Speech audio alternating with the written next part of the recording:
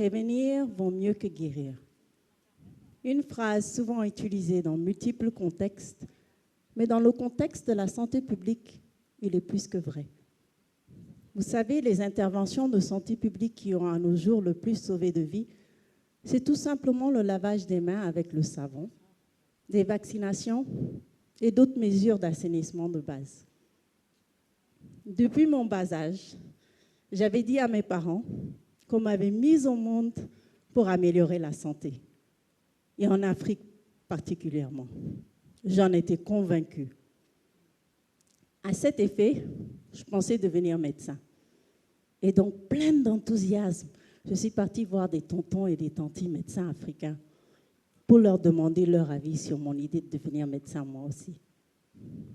À ma grande surprise, ils n'étaient pas aussi enthousiastes que moi. Ils m'ont d'abord demandé pour pratiquer où exactement. Je leur ai dit en Afrique, et au Mali spécifiquement. Et là, ils m'ont regardé et ils m'ont dit, « Tu sais, ma fille, la médecine en Afrique est très difficile. Malheureusement, la majorité des personnes en Afrique ne viennent pas consulter un médecin à temps. Souvent, ils s'automédiquent, ils vont voir des traditionalistes et ils viennent voir le médecin qu'en dernier recours. Nous sommes souvent obligés d'envoyer le patient chez lui sans pouvoir le guérir. Concentre-toi plutôt sur la santé publique.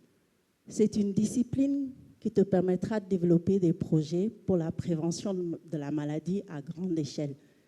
Et c'est ça qu'il nous faut en Afrique. » Et donc, j'ai écouté leurs conseils et je me suis spécialisée dans l'épidémiologie des maladies infectieuses, qui veut dire tout simplement l'investigation des causes des maladies. Après plus de 15 ans de pratique, en Afrique, malheureusement, on réalise que beaucoup de nos comportements sont la cause de nos maladies. Prenons le palu, par exemple. C'est une maladie transmise par le moustique et qui tue à peu près 620 000 personnes par an, et en Afrique particulièrement. Il est vrai que pour éliminer le palu dans un pays, il faut un système sanitaire robuste avec la capacité de diagnostiquer et traiter les cas rapidement et une surveillance continue de la maladie.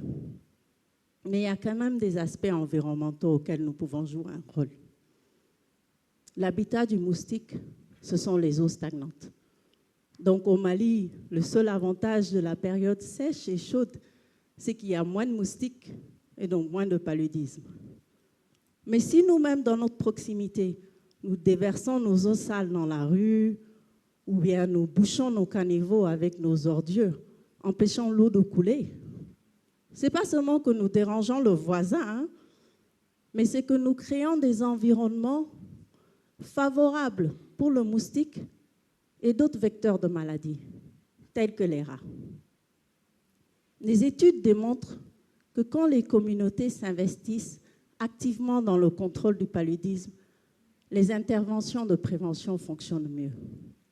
Cela veut dire que nous avons notre responsabilité pour garder un environnement propre et sec. Et si nous avons les symptômes du palu, rendons-nous vite chez le médecin, demandons un diagnostic de laboratoire pour s'assurer que c'est au fait le palu et prenons le traitement prescrit par le médecin. Et cela jusqu'au bout, même si nous nous sentions mieux avant la fin du traitement. Prévenir vaut mieux que guérir. Vous vous souvenez de la période d'Ebola en Afrique de l'Ouest il y a quelques années? À peu près 11 300 personnes sont mortes en Guinée, en Sierra Leone et au Libéria. Ebola est une maladie affreuse, caractérisée par des fortes fièvres, des douleurs musculaires, des vomissements, des diarrhées, des insuffisances rénales et hépatiques, et finalement par des hémorragies internes et externes. Le virus d'Ebola est un des agents pathogènes les plus contagieux et les plus foudroyants au monde. Il n'y a pas de traitement. La manière qu'on a pu arrêter l'avancée d'Ebola en Afrique de l'Ouest, c'était en instaurant des mesures de prévention telles que le lavage des mains, réduire le contact humain et une détection rapide de l'infection, des cas suspects et des contacts. Les communautés étaient fortement impliquées Et il y a eu des grandes campagnes de sensibilisation auxquelles nous avons tous adhéré. C'est la prévention qui a arrêté l'avancée d'Ebola en Afrique de l'Ouest. Et dans le cas d'Ebola, malheureusement, prévenir vaut mieux que mourir. Nous faisons face à une situation de santé publique qui est très grave. Et c'est la résistance aux antimicrobiens, qui veut dire quand des micro-organismes tels que les bactéries, les virus, les parasites et les champignons se modifient en telle sorte que les médicaments contre les infections causées par ces micro-organismes ne sont plus efficaces. D'ici l'année 2050, nous estimons à peu près 10 millions de décès causés par cette résistance aux antimicrobiens. 10 millions, qui représentent à peu près 2/3 de la population entière du Mali actuel. C'est énorme.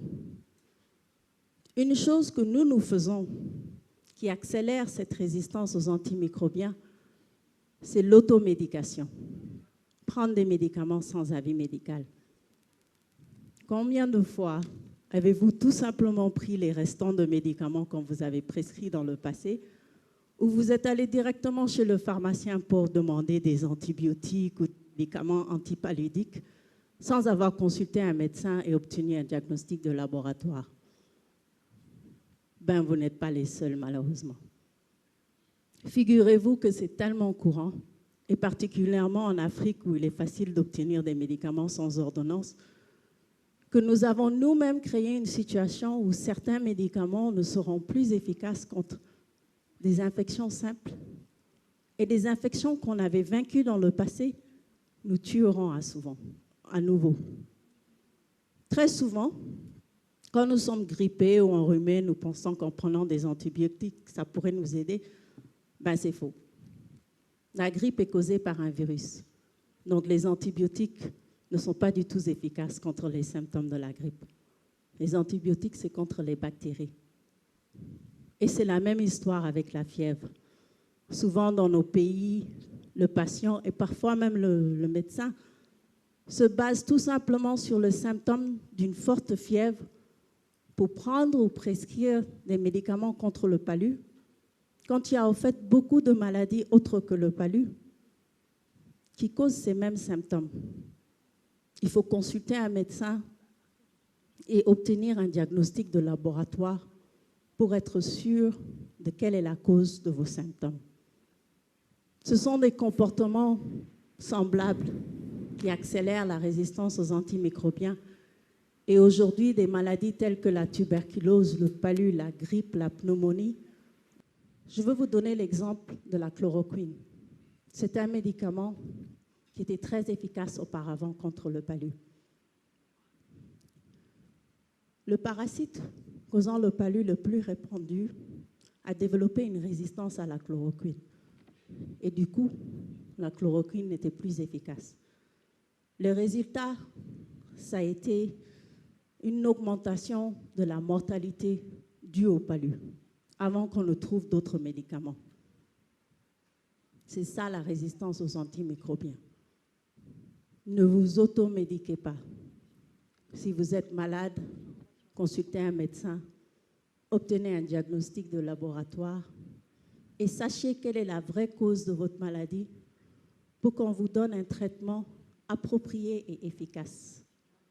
Prévenir vaut mieux que guérir. Mon souhait pour une Bright Africa, une Afrique brillante, c'est une espérance de vie élevée pour tous nos pays. Qu'on ne parle plus d'excision féminine ou d'autres comportements semblables qui ne nous font que du mal. Qu'une femme puisse accoucher, même dans le village, sans avoir peur de mourir. Qu'on ne songe pas à faire plusieurs enfants en espérant qu'un vive au-delà des 5 premières années. Et que les maladies infectieuses évitables ne soient plus la première cause de mortalité dans nos pays. Et qu'un jour, un petit garçon, une petite fille, tout enthousiaste, vienne me voir pour me dire « Tanti, j'aimerais un jour devenir médecin en Afrique. » Et que je puisse lui dire « Vas-y, sans hésiter. Parce que la majorité des personnes en Afrique consultent un médecin à temps et les services de santé de base soient de qualité et accessibles à tous. C'est ça mon combat de tous les jours. Sans la santé, on n'a rien du tout. Adoptons une mentalité de prévention, parce que prévenir, c'est notre avenir. Merci.